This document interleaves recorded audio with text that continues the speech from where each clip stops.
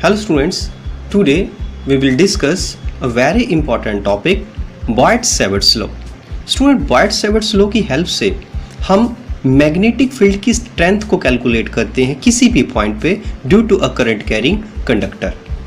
Student इससे पहले की वीडियोस में हमने पढ़ा मैग्नेट क्या होता है, मैग्नेटिक फील्ड क्या है, और ऑर्स्टेड एक्सपेरिमेंट में हमने ये समझा कि किसी भी करंट कैरिंग कंडक्टर के चारों तरफ मैग्नेटिक फील्ड होता है। बट आज हम कैलकुलेट करने वाले हैं उस मैग्नेटिक फील्ड की स्ट्रेंथ क्या होती है। So student, Boyd-Savitt's law is used to determine the strength of magnetic field at a given point. You can write Boyd-Savitt's law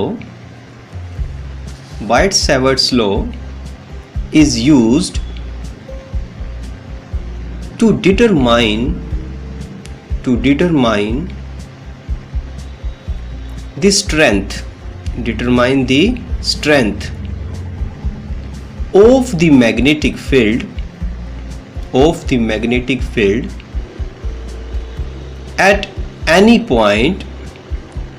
magnetic field at any point due to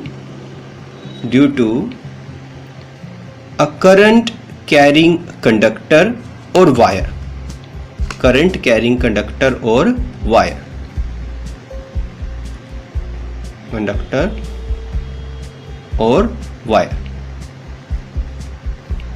okay student, so student इसके लिए हमें consider करना होगा एक conductor.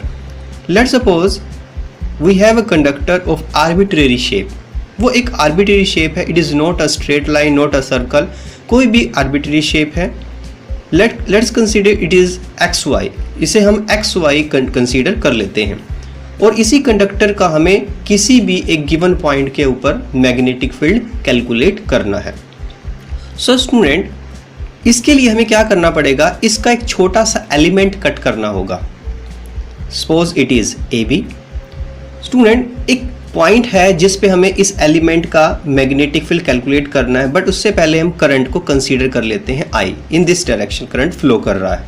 So student ये जो element है इसकी लेंथ है डीएल, और जो ये पॉइंट है इसे हम पी कंसीडर कर रहे हैं।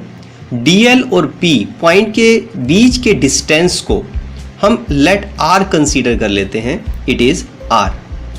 You can give it a direction, that is it can be a vector. इसे वेक्टर की फॉर्म में भी दिखा सकते हो, क्योंकि एक पर्टिकुलर डायरेक्शन में करंट फ्लो कर रहा है। सपोज इन दोनों के बीच में जो एंगल है वो है थीटा। सो स्टूडेंट हमें इस एलिमेंट की वजह से जिसकी लेंथ डीएल है, पी पॉइंट पे मैग्नेटिक फील्ड कैलकुलेट करना है।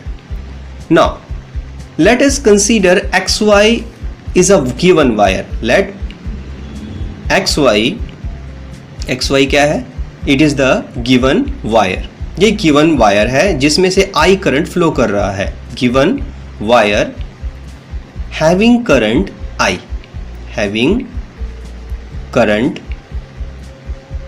आई, ओके स्टूडेंट, तो आई करंट इस वायर में से फ्लो कर रहा है। पी क्या है, P is the given point, P given point at which magnetic field is to be calculated, जहां पे हमें मैग्नेटिक फील्ड कैलकुलेट करना है, at which magnetic field is to be calculate. तो हमें यहां पर मैग्नेटिक फील्ड पी पॉइंट पे कैलकुलेट करना है। तो हमने एक छोटा सा एलिमेंट कट किया इस वायर में से, A B. Let A B having length DL, you can write it at DL. It is the small element of the wire, ये वायर का एक छोटा सा एलिमेंट है, element of the wire. Okay student, now अब ये जो conductor है जिसमें से एलिमेंट कट किया है, इसकी distance let's suppose it is R. तो इसका जो डिस्टेंस है पॉइंट पी से, तो वो है R. Let R is the distance between DL and R. Okay student, now theta क्या है, theta is the angle, theta angle है, theta this is the angle between DL and R, that is the angle between DL and R and R. Okay student, now what we have to calculate, हमें calculate करना है magnetic field इस small element की वजह से given point पे. So student इसका magnetic field भी स्मॉल होगा, स्मॉल एलिमेंट का मैग्नेटिक फील्ड स्मॉल होगा. Now magnetic field at P, magnetic field at P due to DL की वजह से. Okay student, now it will be, let us consider it is DB, क्योंकि magnetic field को हम B से denote करते हैं तो स्मॉल मैग्नेटिक फील्ड को हम DB से डिनोट करेंगे. It is directly proportional to the current flowing through the conductor.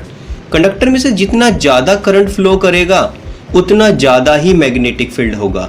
तो मैग्नेटिक फील्ड जो है एलिमेंट में से जितना करंट पास कर रहा है उसके डायरेक्टली प्रोपोर्शनल है. Also it is directly proportional to DL, that is conductor की लेंथ. अभी एलिमेंट की लेंथ DL है, जितना ज्यादा आप कंडक्टर की लेंथ लोगे उतना ज्यादा ही मैग्नेटिक फील्ड होगा. So student magnetic field directly proportional length of the conductor के, दैट इज इस केस में हमने कंसीडर किया है DL. Also DB is directly proportional. Now अब बात कर लेते हैं कि अगर वो पॉइंट जहां आप मैग्नेटिक फील्ड फाइंड करना चाहते हो अगर वो कंडक्टर के ऊपर हो तो आपका एंगल हो जाएगा 0. तो उस केस में क्योंकि कंडक्टर के ऊपर मैग्नेटिक फील्ड नहीं होता, उसके चारों तरफ मैग्नेटिक फील्ड होता है. सो स्टूडेंट जब एंगल 0 डिग्री है तब वो 0 है, और जब ये 90 डिग्री एंगल बनाएगा तो यहाँ मैक्सिमम मैग्नेटिक फील्ड होगा. अगेन जब वो 180 डिग्री एंगल बनाएगा तब भी 0.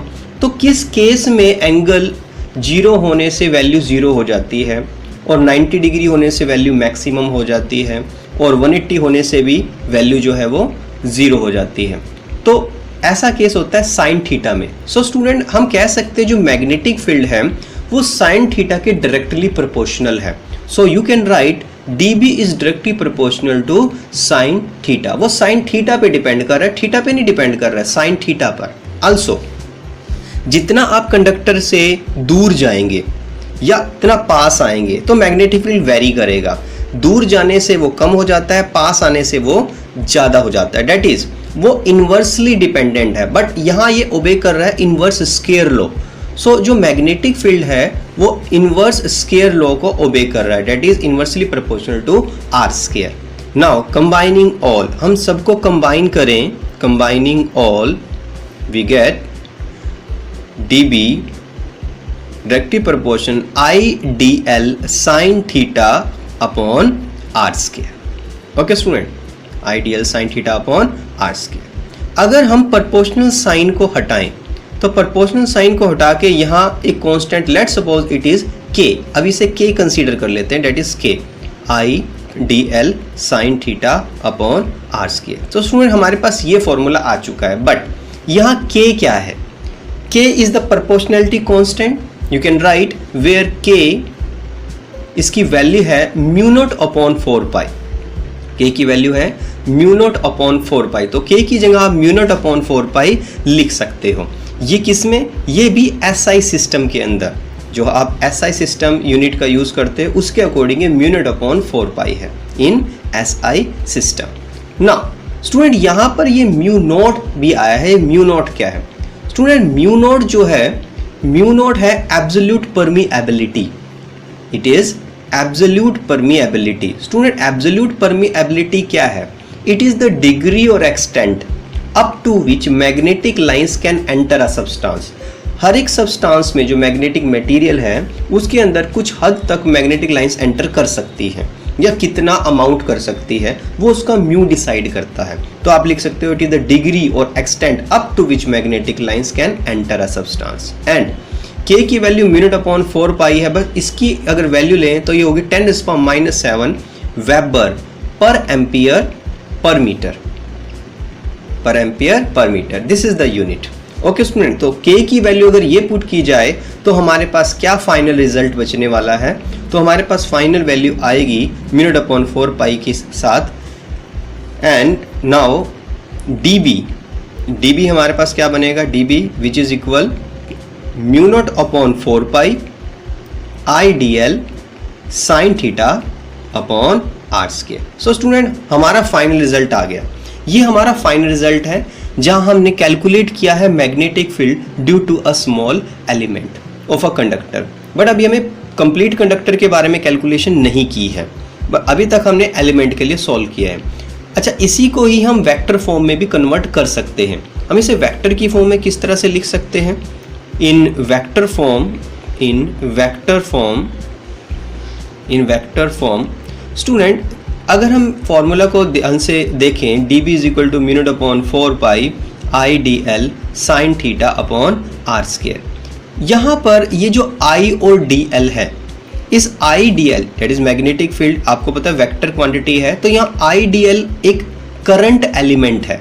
स्टूडेंट, करंट की जो डायरेक्शन होगी वही IDL की डायरेक्शन होगी। इसे आप वेक्टर कंसीडर करते हो, it is a current element, इसे आप करंट एलिमेंट बोलते हो।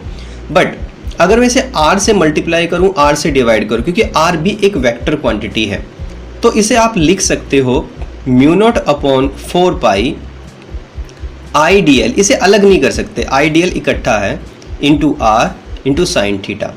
स्टूडेंट, नीचे आएगा R क्यूब।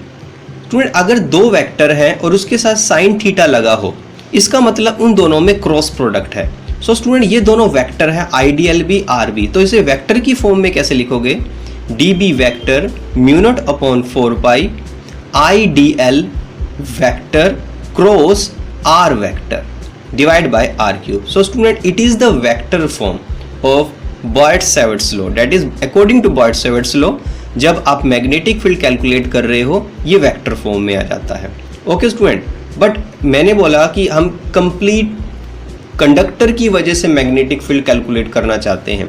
सो कंडक्टर XY की वजह से टोटल मैग्नेटिक फील्ड क्या होगा? ये हमारे पास कंप्लीट कंडक्टर है, अभी क्योंकि एलिमेंट की वजह से मैग्नेटिक फील्ड निकाला है, हम कंप्लीट कंडक्टर की वजह से निकालना चाहते हैं।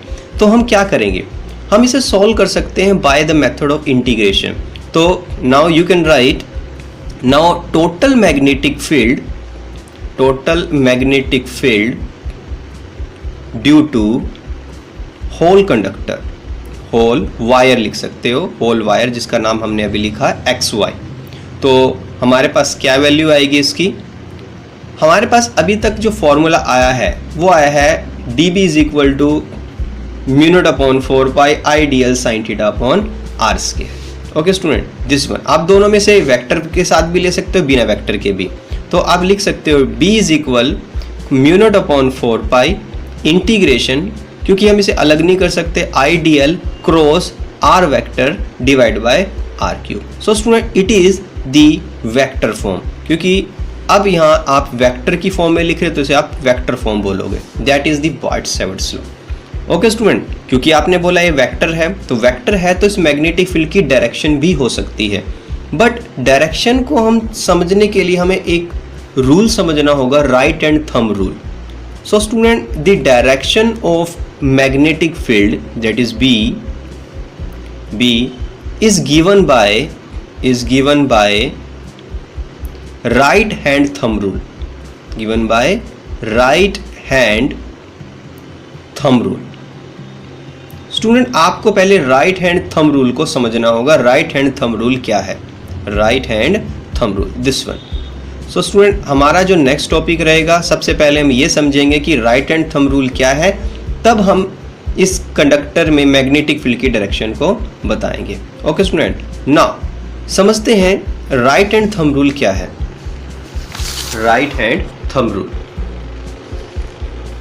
Student, right hand thumb rule में हम किसी भी कंडक्टर के चारों तरफ जो मैग्नेटिक फील्ड है उसकी डायरेक्शन को बता सकते हैं। इसके लिए हमें कंसीडर करना होगा एक conductor. So student, let's suppose हमारे पास एक कंडक्टर है, हम कोई एक कंडक्टर कंसीडर कर लेते हैं। Let's suppose it is a conductor और इसमें करंट जा रहा है इस डायरेक्शन में, और जिस डायरेक्शन में करंट जा रहा है वो डायरेक्शन थंब से दिखाई जा सकती है।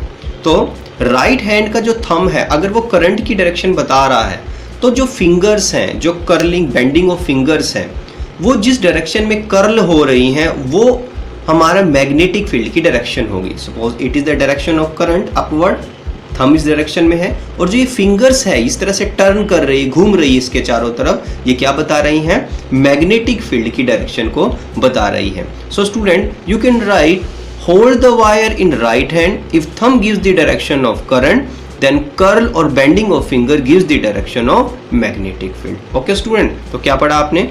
you can write hold the wire in right hand if thumb gives the direction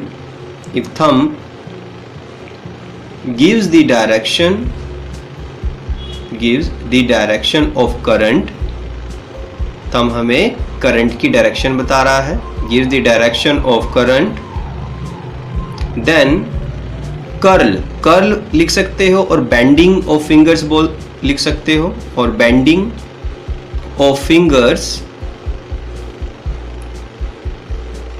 gives the direction of magnetic field। this is a right hand thumb rule, direction of magnetic field।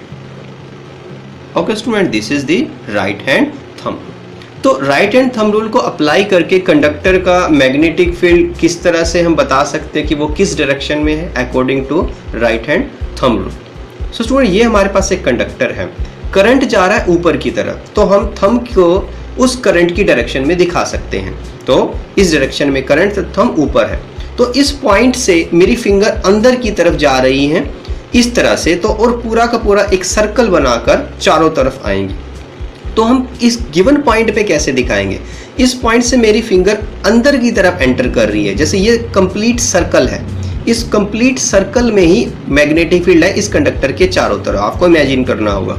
तो इस point पे इस point में magnetic field अंदर की तरफ जा रहा है, तो आप इसे दिखा सकते हो एक क्रॉस से। स्टूडेंट, ये एक आप समझ सकते हो दिखाने का मेथड है। अगर क्रॉस लगा हो, इसका मतलब मैग्नेटिक फील्ड पेपर के अंदर जा रहा है, परपेंडिकुलर है, और डॉट लगा हो तो इसका मतलब मैग्नेटिक फील्ड बाहर आ रहा है, perpendicular. Okay, it is inward magnetic field and it is outward magnetic field. इस केस में जो मैग्नेटिक फील्ड है वो इनवर्ड है और perpendicular to plane of paper है। You can write direction of magnetic field, that is B, direction of magnetic field is perpendicular to plane of paper and inward, plane of paper and inward। okay students, so this is the direction of a magnetic field and this was the topic Boyd-Savitt's law, very important topic। यहाँ से आगे questions आएंगे applications के ऊपर। so student, अब समझते हैं इसकी एक एप्लीकेशन।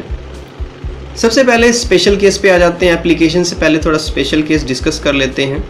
स्टूडेंट, अगर जो हम कंडक्टर कंसीडर कर रहे हैं, जो बॉयड-सैविट्स लॉ है वो एप्लीकेबल है सिमेट्रिकल शेप्स के लिए। Biot Savart's law is applicable for symmetrical current distribution. यहाँ करंट डिस्ट्रीब्यूशन का मतलब है कि जो करंट कैरिंग कंडक्टर है वो किस शेप का है, उसी के करंट का डिस्ट्रीब्यूशन है। Current distribution applicable for symmetrical current distribution, or you can write current carrying conductor। Current carrying conductor मतलब करंट कैरिंग कंडक्टर की जिस तरह से शेप होगी उसी तरह से बॉयड-सैविट्स लॉ हम अप्लाई करके सिमेट्रिकल शेप के लिए मैग्नेटिक फील्ड कैलकुलेट कर सकते हैं। Okay student, so second point, अगर मैं ये कहूँ कि जो पॉइंट है वो कंडक्टर के ऊपर है, डेट इज थीटा जो है वो 0 डिग्री है। सो अगर कंडक्टर के ऊपर पॉइंट है तो हमने पढ़ा है मैग्नेटिक फील्ड का formula μ/4 pi I D L sine theta upon R square.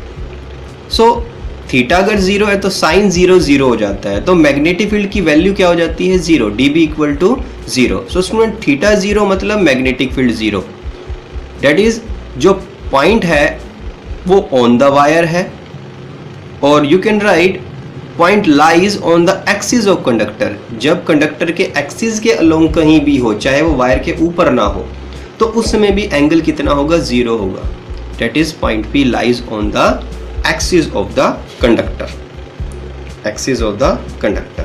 So student, these two are the special cases of the Boyd-Savitt's law। it is very important topic। Boyd-Savitt's law. It is very important topic. Now, applications of Boyd-Savitt's law. और इसकी first application है magnetic field at the center of a current carrying circular loop और circular wire. So student, हमारे पास एक circular loop है, circular wire है, और इसमें से करंट फ्लो कर रहा है इस डायरेक्शन में. This is the direction of flow of current. आप इसे एंटी क्लॉकवाइज डायरेक्शन भी बोल सकते हैं. That is the direction of the current. इस डायरेक्शन में करंट फ्लो कर रहा है. ये जो सर्कुलर लूप है, इस लूप का जो सेंटर है वो O है, और इसकी जो रेडियस है, let's suppose it is R. इसकी रेडियस को हम R कंसीडर कर लेते हैं. It is R. So student, हमने पढ़ा है Boyd-Savitt's लॉ. तो Boyd-Savitt's लॉ के अकॉर्डिंग हमें एक छोटा सा करंट एलिमेंट कंसीडर करना होगा. तो इस पूरे सर्कुलर में, इस सर्कुलर वायर में अगर हम छोटा सा एलिमेंट कट कर लें, और हमें ये भी पता होना चाहिए कि जो रेडियस है वो सर्कमफेरेंस पे जब टकराती है तो 90 डिग्री का एंगल भी बनाती है. तो सबसे पहले मैं इस एलिमेंट को ए बी कंसीडर कर लेता हूँ, और उसकी लेंथ कितनी है, DL. तो इसे लेंथ DL कंसीडर कर लेते हैं. और ये जो DL लेंथ का एलिमेंट है, DL लेंथ का एलिमेंट है, वो रेडियस के साथ कितने डिग्री एंगल बना रहा है, 90 डिग्री का एंगल बना रहा है, जो हमें पहले याद रखना होगा. That is the 90 degree. Okay student, so हमने पढ़ा है Boyd-Savitt's लॉ, और Boyd-Savitt's लॉ में हमने पढ़ा एक छोटा सा formula, magnetic field due to a current element which is dB mu not upon 4 pi IDL sine theta upon R square. Okay student, तो इसी फॉर्मूला का यूज करके मैं इस सर्कुलर लूप की वजह से मैग्नेटिक फील्ड फाइंड करूंगा eight the center of that loop. Okay student, ये सारी वैल्यू है और एंगल हमें पता चल गया है. तो I इसमें से करंट पास कर रहा है. सबसे पहले कंसीडर करते हैं लेट I, क्योंकि करंट I फ्लो कर रहा है. Let I is the current flowing in a circular wire, current flowing in a circular wire,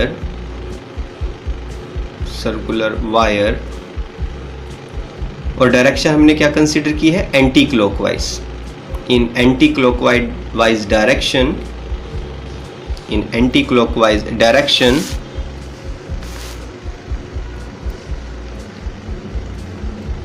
current flowing in a circular wire, और उसकी रेडियस है of radius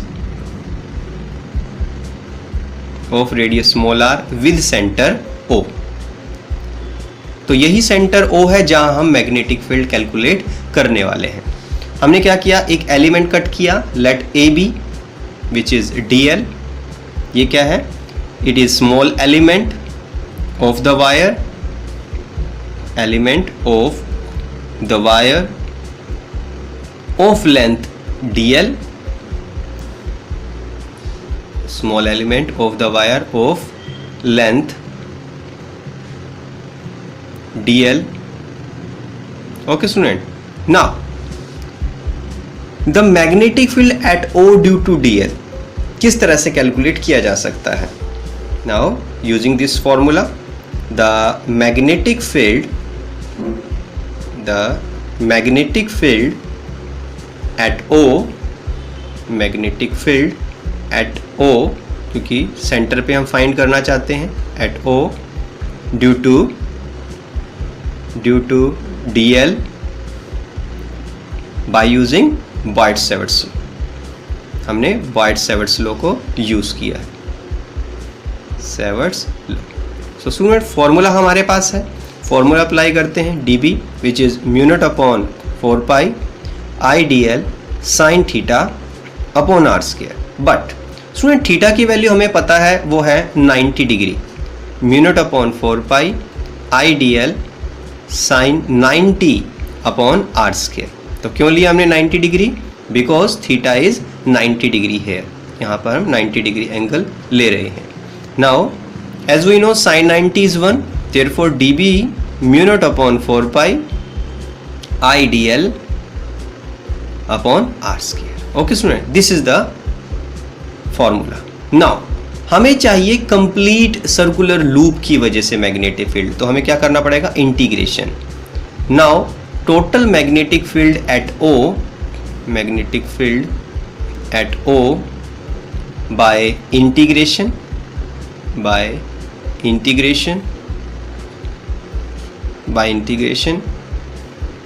therefore B mu not upon 4 pi constant है, I और r square radius भी constant है, सिर्फ variable है dl, क्योंकि लेंथ हमने कट की है सर्कुलर लूप से, और dl इंटीग्रेशन हो सकता है 2 pi r, that is total circumference, क्योंकि सर्कमफेरेंस से ही हमने छोटा सा एलिमेंट कट किया है. तो अगर ये वैल्यू मैं अगर पुट कर देता हूं तो हमारे पास आंसर क्या होगा, और you can write B mu not upon 4 pi I upon r square into 2 pi r. तो एक r से एक r कैंसिल हो सकता है, तो फाइनल रिजल्ट आपके पास बना, और फाइनल रिजल्ट इज 2 पाई, ये भी कैंसिल हो सकता है 2 से, B mu not I upon 2r. This is the final result. Okay student, this is our final result, that is the magnetic field at the center of a current carrying circular loop. Now अगर ये loop n number of turn से बना होता, that is loop में n number of turns होते, for n number of turns. Student जैसे एक wire है, इसे मैं n टर्न्स दे देता हूँ, तो इस तरह से मैं वाइंड कर दिया n टाइम्स, तो मेरे पास आंसर बनेगा B equal mu naught ni, n आ जाएगा ni divide by 2r. This is the formula. So student, this is our formula for magnetic field at the center of current carrying circular loop. This is the formula. Now बात करते हैं इसकी direction की. सो student, ये एक wire है और पहली application magnetic field at the center of a current carrying circular loop.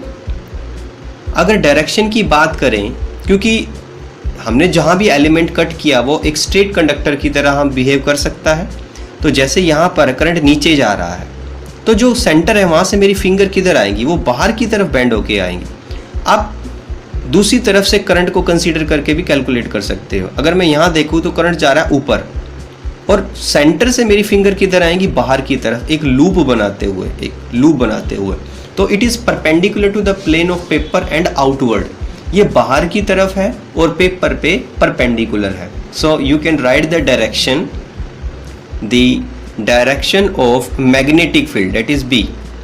The direction of B is perpendicular to plane of paper and outward. Okay student, so this is the direction of the magnetic field. But एक concept आता है, अगर इसे आप special case बना सकते हो, अगर मेरे पास कंप्लीट सर्कुलर लूप ना होकर उस लूप का छोटा सा हिस्सा हो, उसे बोलेंगे सर्कुलर सेगमेंट. एक छोटा सा सर्कुलर सेगमेंट हो, छोटा सा हिस्सा हो, उसके लिए आप किस तरह से मैग्नेटिक फील्ड कैलकुलेट कर सकते हो. Magnetic field due to a circular segment. So student, एक सर्कुलर सेगमेंट दैट इज छोटा सा अगर सर्कल का हिस्सा है, उसकी वजह से मैग्नेटिक फील्ड आप कैसे निकाल सकते हो. Late us consider this is a circular segment. तो ये किसी सर्कल का हिस्सा है, तो सर्कल का हिस्सा है तो उसका सेंटर भी होगा, और सेंटर पे ये सर्कुलर सेगमेंट कोई ना कोई एंगल बना रहा होगा. लेट्स सपोज इस एंगल को मैं अभी के लिए अल्फा कंसीडर कर लेता हूँ, अल्फा. और इस सर्कल की कोई ना कोई रेडियस भी होगी, और इसमें से करंट जा रहा होगा आई करंट है, और रेडियस स्मॉल r है. सो ये हमारे पास गिवन डाटा है, और हमें O पर, डेट इज सेंटर पर, इस सेगमेंट की वजह से मैग्नेटिक फील्ड कैलकुलेट करना है. सो स्टूडेंट, इसके लिए हमें क्या करना होगा, हमें फॉर्मूला को यूज़ करने होगा स्टार्टिंग से.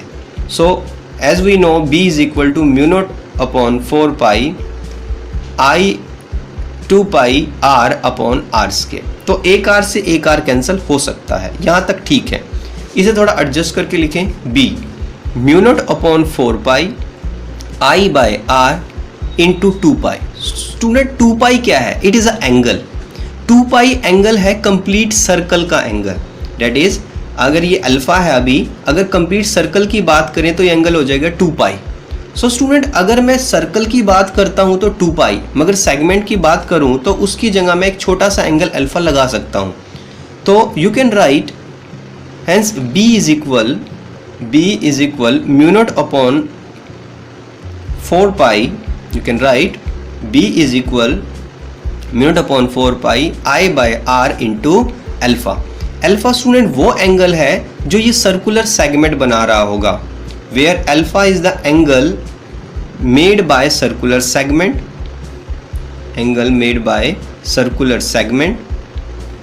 बट यही आप कंप्लीट सर्कल की बात करें तो जो अल्फा है वो किसके बराबर है?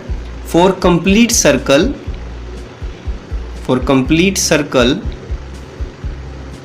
Alpha is 2 pi. So student ये कंसेप्ट है हमारे पास, यहाँ से अल्फा की वैल्यू अगर मिलती है तो हम कैलकुलेट कर सकते हैं magnetic field due to a circular segment. So this is the topic, और you can say it is our first application to find the magnetic field at the center of a current carrying circular loop. Thank you very much.